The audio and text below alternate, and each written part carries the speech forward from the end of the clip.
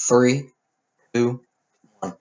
Buried is an interactive story. The plot will change based on the choices you make. The story is broken into 5 chapters. Play straight through or at your own pace. So there's no waiting and no pauses.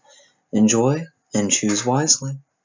So I'm sorry I didn't get to do the intro, but hello and welcome to Buried with TerraWolf Game. I'm probably just going to leave up the game from here on out and say TerraWolf. But this is...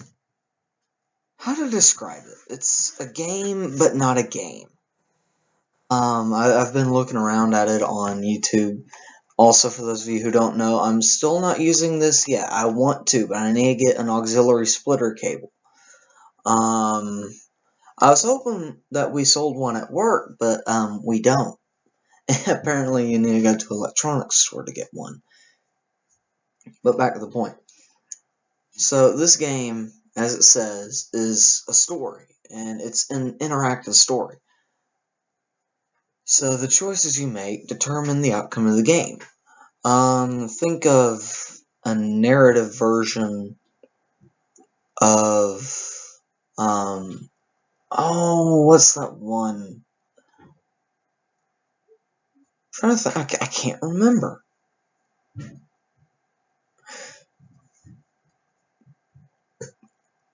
There was a AAA game that they used the butterfly effect as the center of the story. And it was really, really well made. I'll let you know if I remember, but this is the same kind of idea except with less butterfly. From what if I remember correctly. So you get one original choice, and then everything just kind of branches from... yeah, that's the butterfly effect. Anyway. So, without further ado, and any further hesitation, let's begin. Oh, that beautiful sky.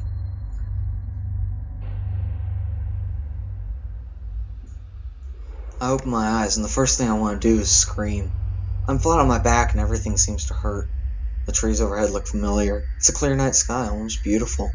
Except for the fact that this means I've been out cold for at least 6 hours. But there's something wrong. I don't remember what, but something happened, and... my head. My God, my head hurts. And a ringing in my ears. Was there an accident? An explosion, I think.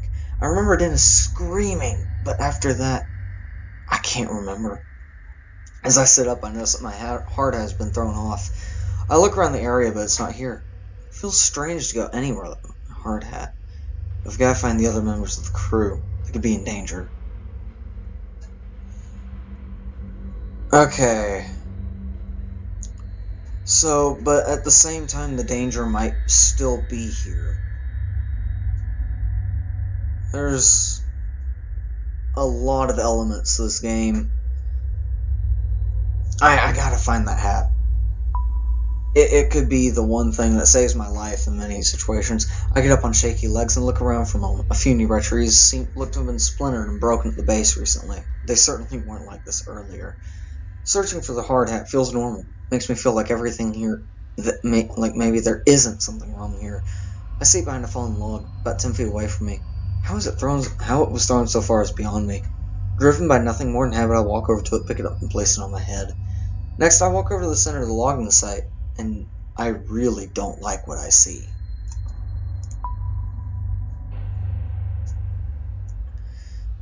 Ooh. Oh no. That doesn't look good.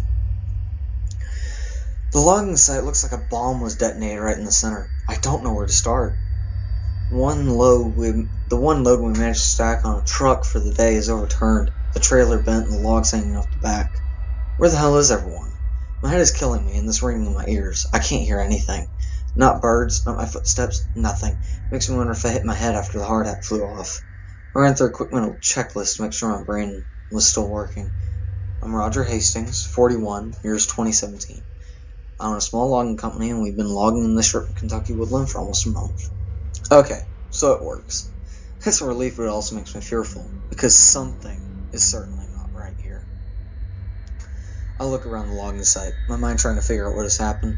Just about every piece of equipment has been overturned or tilted.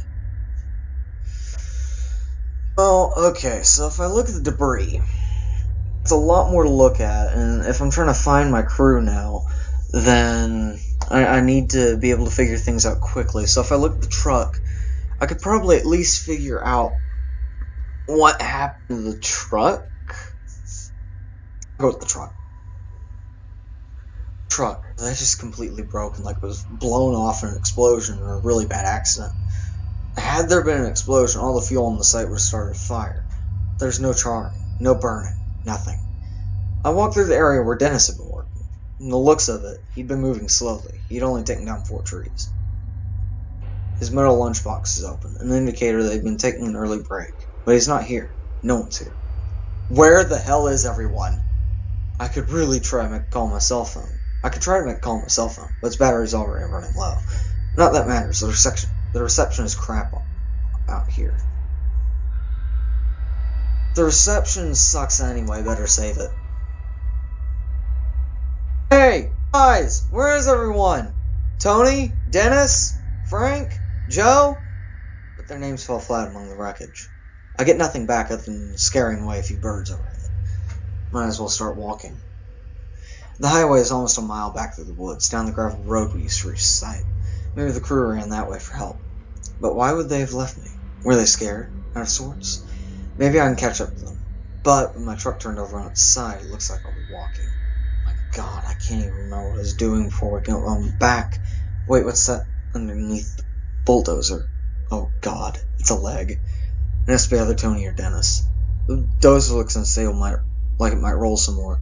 Might not be safe to get close, but at the same time, I can't just leave him there. Oh, the choices. Oh, the choices. What? Ooh,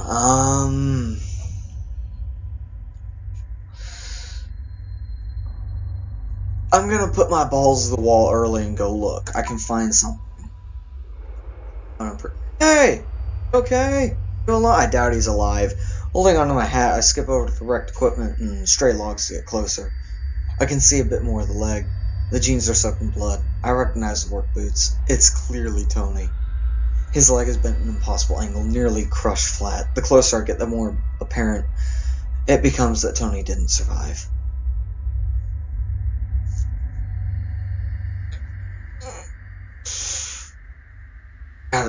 Gotta try at least. Try to pull him out. He's just not budging. Just want to see the blood coating the ground under him. It's thick and fresh, so dark on the dirt that it looks black. As I'm tugging, I hear something crunch, but I somehow manage to pull him out. His legs are absolutely crushed and his stomach looks deflated. Blood is covering everything from the navel down. His face was turned to the right when he was crushed. Looks like a broken plastic mask, seeping with blood and bits of shattered skull. My God, I can't believe this. I have to turn away. That's when I hear a deafening creaking noise, and I'm bashed in the head from behind as the bulldozer shifts lower to the ground. I roll clear and end up on my back, my eyes struggling to focus. I'm a little shaken up, but I'm fine. Thank God I was wearing my hard hat. I quickly get up and dust myself off. I can't stay here. I have to find Dennis, Frank, and Joe. I have to find out what happened. Okay, so that hard hat has already saved my life.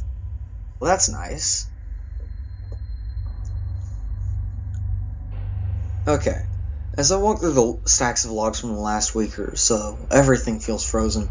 This high-pitched sound, it's terrible. It keeps happening every few seconds and sounds like it's coming from far away. I can't help but wonder, is it my ears or is it something else? The silence I hear is creepy, and there's a smell. Like the atmosphere after a bad summer storm. I might as well admit it, I'm a little scared. Everyone was missing, it's dead quiet. There doesn't seem to be a breeze. My right knee hurts like hell. My head was hurting so bad before that I never even noticed the pain. It must have hurt during the what? Accident? Or wait, is that Dennis? I see him sitting on the ground, motionless, about 30 feet away. Well, I'm gonna trust that it's Dennis. Because he's saying, is that Dennis? I see him sitting So he points out that it is indeed Dennis. I'm gonna yell out. Dennis! Yell. Dennis, can you hear me? Dennis lets out a shout, like someone waking from a nightmare. He then looks back at me from the ground. Yeah, Roger. Yeah, Roger. I hear you. Dennis is built like a wrestler and has a tough personality to match, but in this moment he looks disoriented and even a little anxious. Though I'm glad to see him, the fear on his usually confident face is alarming. What the hell happened? What the hell happened? What's going on? I don't know. The crew's missing. An explosion, I think. Okay. So, what do I want to focus on? That's the big question. I want to get us focused on the crew, or what exactly happened? In this case, we need to start searching for the crew, in my personal opinion. So, where do you think they went? I'm not sure, but it has me pretty freaked out. Something's not right here. Still sitting on the ground, he looks around the woods, as if he's just now understanding the severity of the situation. The equipment was overturned. The dozers, too. I say, shifting my hard hat, my forehead. Okay? Yeah, just shaken up, too. I'm in the most intimate conversation Dennis and I have ever had. While he and I have always been on good terms, we've never been particularly close. I always respected him, though. Sure, he's come to work a few times looking like he'd been in a bar fight the night before. But I've also seen him do an enthusiastic impression with dinosaurs. He played with Tony's kids while they waited for their dad to finish up his shift. It's then that it hits me. Dennis and Tony were good friends. I'm not sure I want to rattle him with news of Tony's death right now, not before we know what's going on. But he has a right to know. Again, I mean, this is a game of tough choices. This one, in my personal opinion, isn't that hard. He deserves a right to know that Tony is dead. Tony is his friend. I mean, if he's sitting there playing with Tony's kids, you know, you gotta be good friends with the guy. So, we're up front with Dennis about Tony. Dennis's eyes fixate on me, startled. He was crushed under the dozer. I say. Dennis pauses for a moment. He was trying to understand what I said. His eyes and hair on his bottom lip quivers. Shit, he says, and I can tell that he's fighting back tears. He and Tony have been tight, almost like brothers. Hey. And he adds quickly as if trying to escape the reality of Tony's death. Did you see that light? No. What did you see? I don't even know, Roger. It was like this flare of white light. It came up right out of the ground, like an explosion.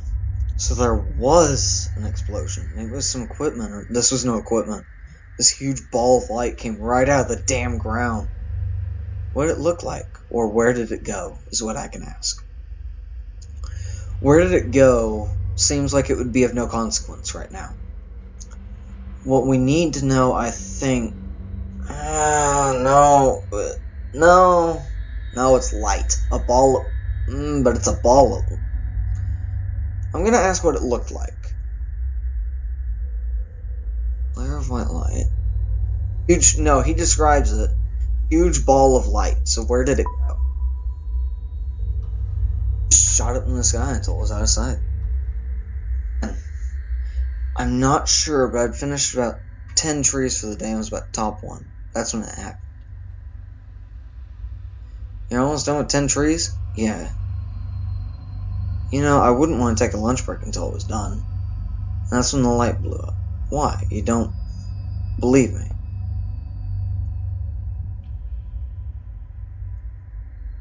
I think you're exaggerating. I believe you. You believed in this story. He saw what he saw. He has no reason to lie about this. My God, are you okay? Yeah, I'm fine. But if I'm being honest, it scared me pretty bad. And if it's all the same to you, I'd like to get the hell out of here. About to stand up and start heading toward the road. It isn't until we start moving that I see Dennis is wounded. His right side is coated in blood, the red seeping through his blue work shirt. There are splatters of it here and there, but also a very large red splotch that makes me worry.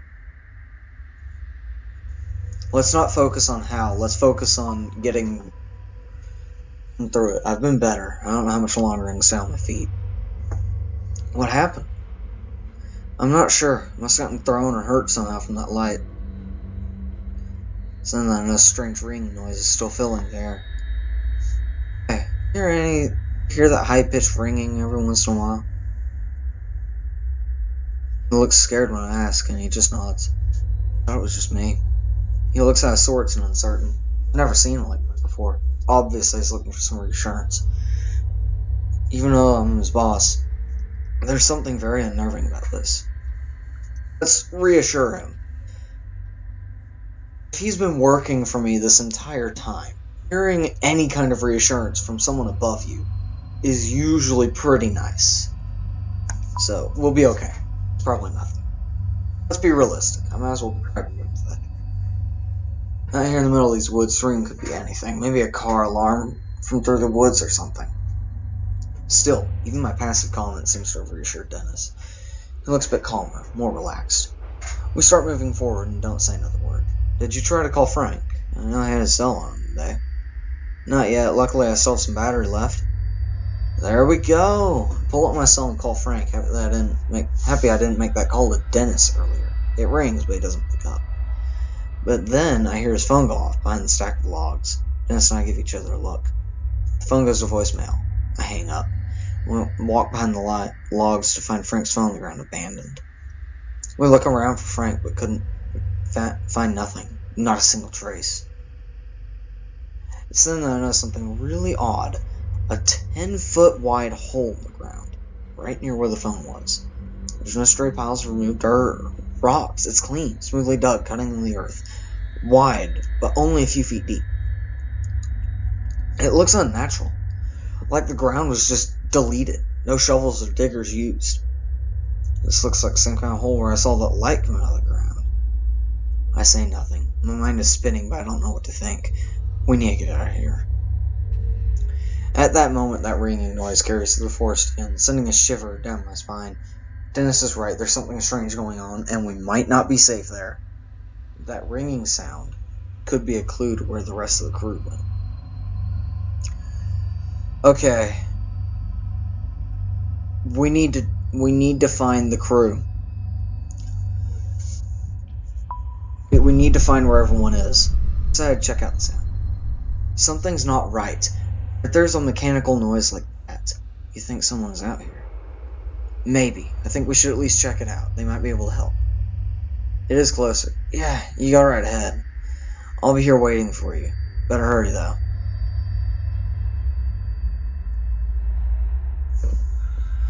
Dennis doesn't look like he's in the best shape, but we need some answers right away, too. Okay, I can't exactly leave him there bleeding.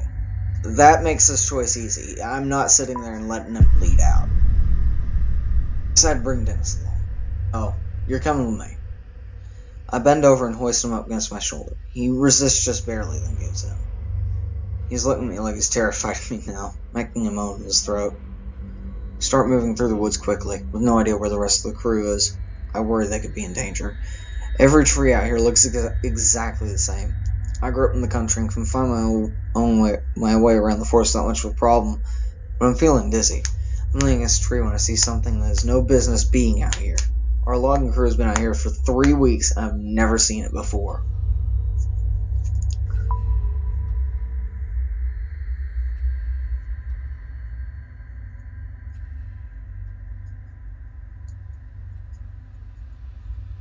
Small building, sort of like a mixture of a shack and a bunker.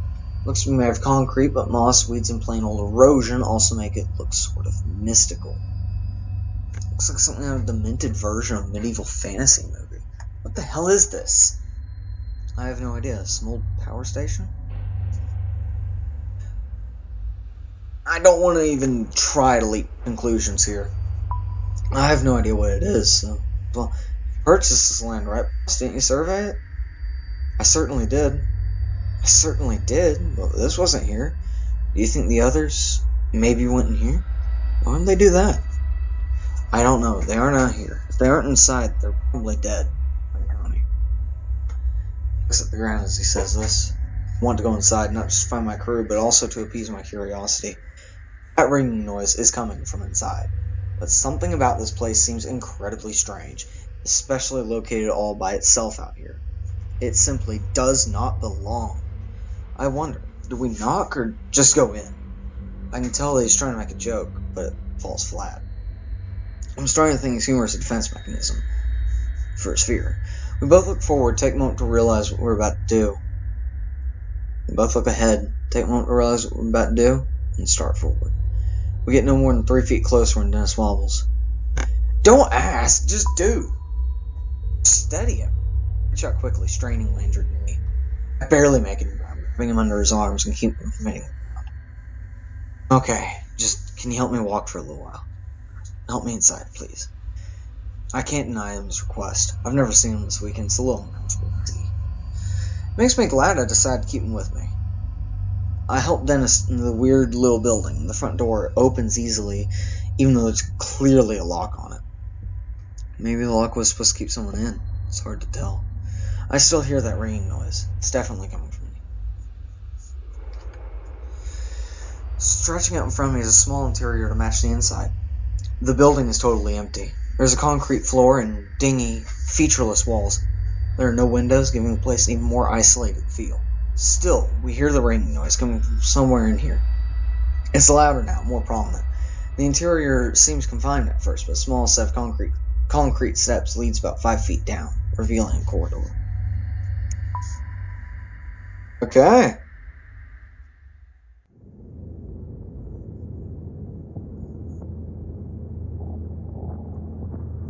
It's a massive corridor. In fact, like I'm in some kind of building underground. It seems to go on forever. This corridor is mostly dark, with emergency lights every 10 feet or so. I assume we're now underground because this corridor extends far out beyond the walls of the building. I realize that someone might not be appreciative of finding us here. Quickly. We're trying to find our crew, so we have an excuse. We're here to find out what's going on here. Our footsteps echo loudly. Dennis leans on me for support. If there is anyone here, it's not like we're trying to be quiet and stealthy with the intention of sneaking up on them. If anyone is listening, they definitely know we're here now.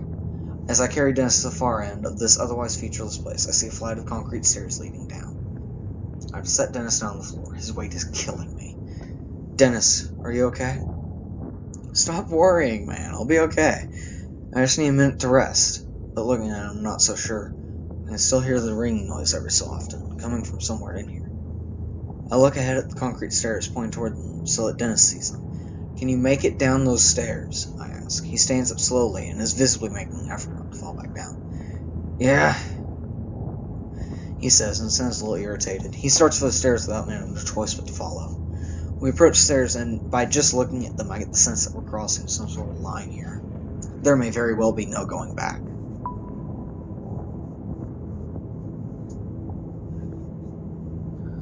Oh. As I head down the stairs, I notice that they look aged. The damn ringing noise is somewhere below, louder than ever. I feel like I'm walking down the cellar of a haunted house, the light becoming scarce, the stairs take a slight turn. I can feel the temperature drop. Dennis makes it a few steps down before he's leaning on the wall, his breathing like he just finished a marathon. We need to pause. I need to give him a break. Can't just keep him up like this. He's bleeding too, so if we keep up pace, working his heart too hard, let's take a break. I say, putting my hand towards his shoulder to help steady him. Dennis lets out a sigh. Thanks, I don't feel too great, boss.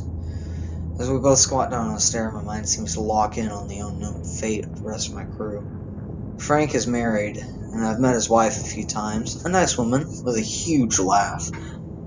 My heart sags a bit when I realize I might never again get to hear him belting out classic rock tunes during lunch break. Joe, well, I don't know too much about him. He's 22 and is considering community college.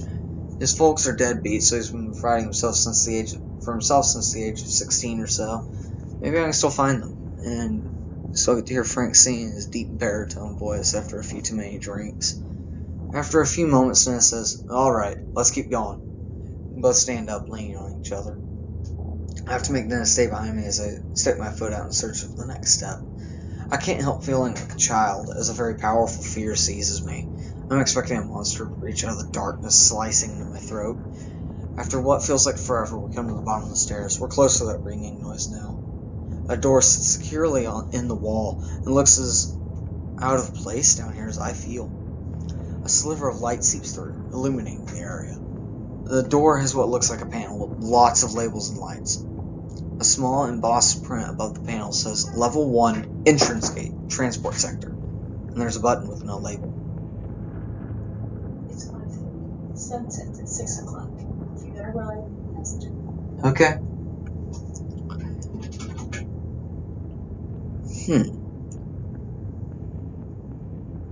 So let's inspect the panel first. Don't get too hasty here. The panel looks like a diagnostic or alert system of some kind, each label meant to communicate some status. Lockdown engaged, experiment in progress, shutdown engaged. Those all appear to be off. One of the phrases has a slowly blinking red light next to it. The only powered light on this whole thing. Abnormal entity breach. What the hell? I slowly push the door open when Dennis suddenly steps in front of me, taking the lead. Let's go. I want to find what the hell this place is. As Dennis walks through, ringing or beeping or whatever it is gets a little louder. The door closes with a clink.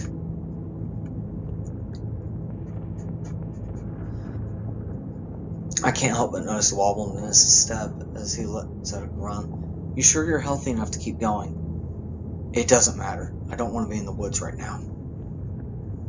He seems scared, something I've never seen before. Angry, yes. Upset, yes. But Dennis is never scared. But let's go with let's distract from the danger. I don't know what it was, boss. It was like someone left a radio on, crackling. We don't have any radios in sight. It was, I don't know, like something in the forest was moving. I know how it sounds. I know what I felt. It was like walking into a funeral parlor, feeling death and gloom everywhere. I'm so preoccupied with my own fear that I nearly forgot about the ringing noise. It becomes background. Take a few more steps and I can now see where we are. It makes no sense, yet another thing seems completely out of place. Shapes and muted colors of metal are easy to identify. It just doesn't belong